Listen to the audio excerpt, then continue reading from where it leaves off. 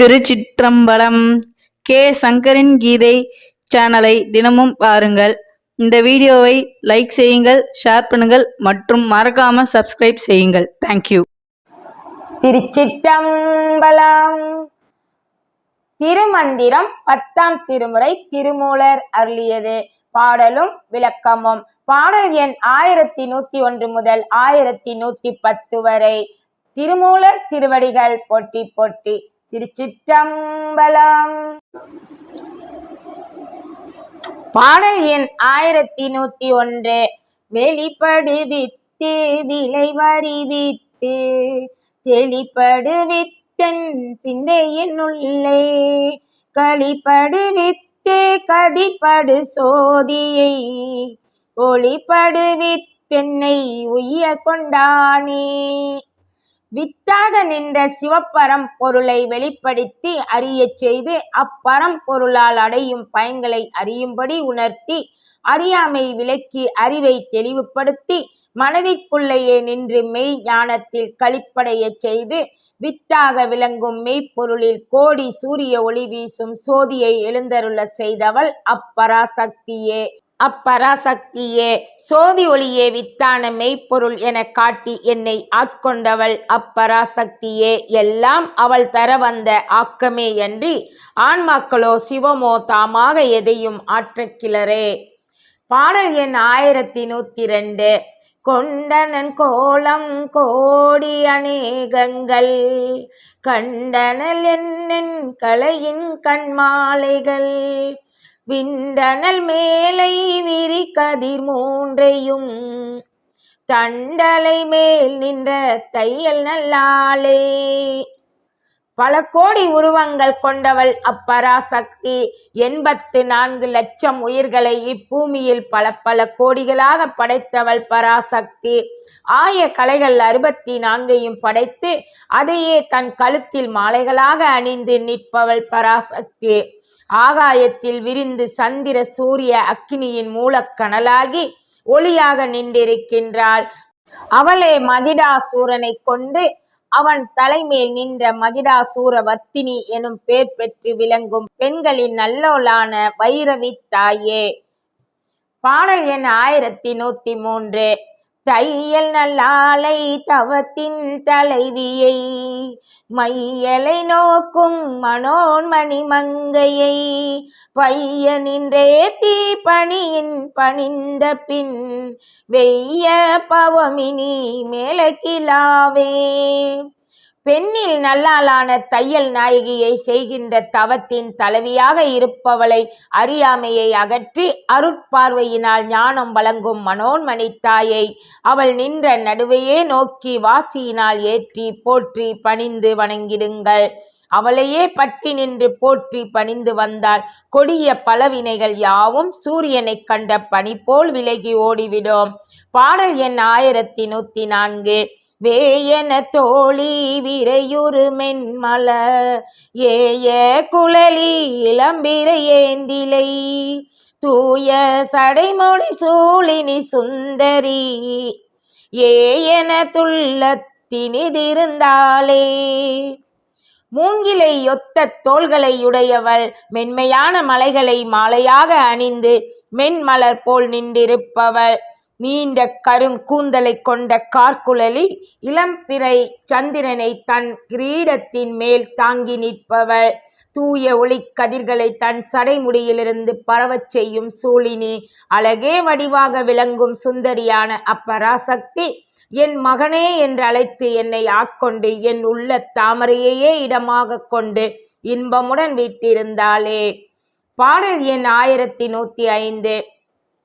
இனியதென் மூளை இருக்கும் குமரி தனியொரு நாயகி தானே தலைவி தனிப்படுவித்தினல் சார்பு படுத்து நனிப்படுவித்துள்ளம் நாடி நின்றாளே. இனிய மெய்ப்பொருளில் தென்மூலை எனும் உச்சியில் இருப்பவளே வாளை குமரி. அவளே அனைத்திலும் அமைந்திருக்கும் தனிப்பொருளாக விளங்கும் ஒரே நாயகி. தானே தனக்கும் தலைவியாக தன்னை இயக்குபவர் இல்லாது இயங்குபவள்.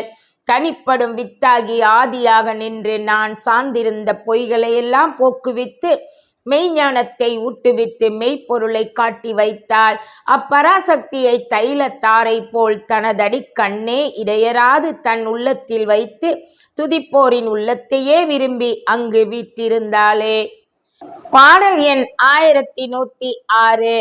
நாடிய கண்மூன்று நடுவெழு ஞானத்து கூடியிருந்த குமரி குலக்கண்ணி ஆடக சீரடி பைம்பொற்சிலம்பொலி ஊடகமேவி உறங்குகின்றாளே. நாம் நாடி பார்க்கின்ற நடுவாக நின்ற மூன்றாவது கண்ணில் எழு நின்ற ஞானத்துடன் கூடியிருந்தவளே வாழைக்குமரி. அவளே நாம் வணங்க வேண்டிய குலதெய்வம். அங்கு அக்கண்ணி ஆடி நின்ற சிகாரத்தில் எழும் சிலம்பொலி நாதமே அப்பராசக்தி. ஈசன் பொற்பாதத்தில் உள்ள சோதி ஒளியில் நாத ஒளியாக மேவி அவ்வொளியினுள்ளே விளங்கி கலந்து நிற்கின்றாள் வாளை. அவளை சந்திர சூரிய அக்கினி என்ற நாடிகளின் நடுவாக நின்ற சுழுமுனையில் கூடி வாசியில் ஏறி சோதியில் கலந்து அங்கே சும்மா இருந்து சுகங்காணும் சமாதியில் இருந்தால் தானே வந்து அருள் செய்வாள். பாடல் எண் 1107.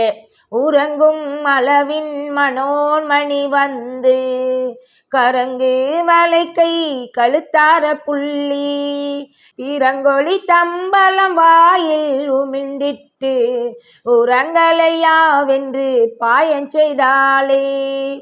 இச்சமாதி யோகத்தில் உறங்கும் சுளுத்தி வருமாயின் மனோன்மணி தாய் அங்கு வந்து தன் கரங்களில் அணிந்த வளையல் ஓசையுடன் கழுத்தை ஆற தழுவி வாயை திறந்து தன் வாயில் உள்ள தாம்பூல எச்சிலை வாயில் உமிழ்ந்து அருள் செய்திடுவாள். சோதி ஒளியில் சேர்ந்திருக்கும் பேரின்பத்தில் மயங்கி உறங்கி விடாதே என் மகனே. தன் நிலையை விட்டு விலகி விடாமல் விழித்திருந்து சமாதி யோகத்தை செய்யப்பா என வழிகாட்டி நமக்கு உபாயம் செய்வாளே. பாடல் எண் 1108. உபாயம் அளிக்கும் ஒருத்தி என் உள்ளத்து அபாயம் அறக்கெடு தன்பு விளைத்து சுவாவை விளக்கும் சுழியகத்துள்ளே அவாவை அடக்கி வைத்தஞ்சலென்றாளே. உபாயம் சொல்லி அருள் அளிக்கும் அன்னையாகிய மனோன்மணி என் உள்ளத்தில் காம கோபம் எனும் அபாயத்தை உண்டு பண்ணும் 8 விகாரங்களையும் அறவே கெடுத்து ஒழித்து அங்கு அன்பை விதைத்து பெருக்கிடுவாள். நாயை போல் ஆ அவை கொண்டு வாசியை இயங்கச் செய்து சுழிமுனைக்குள்ளே ஓரெழுத்தாகி உள் நுழைந்து ஆசைகள் எழுப்பாமல் அடக்கி வைத்து அஞ்சாதே மகனே என்று ஆதரிப்பவளே அப்பராசக்தி. பாடல் எண் 1109.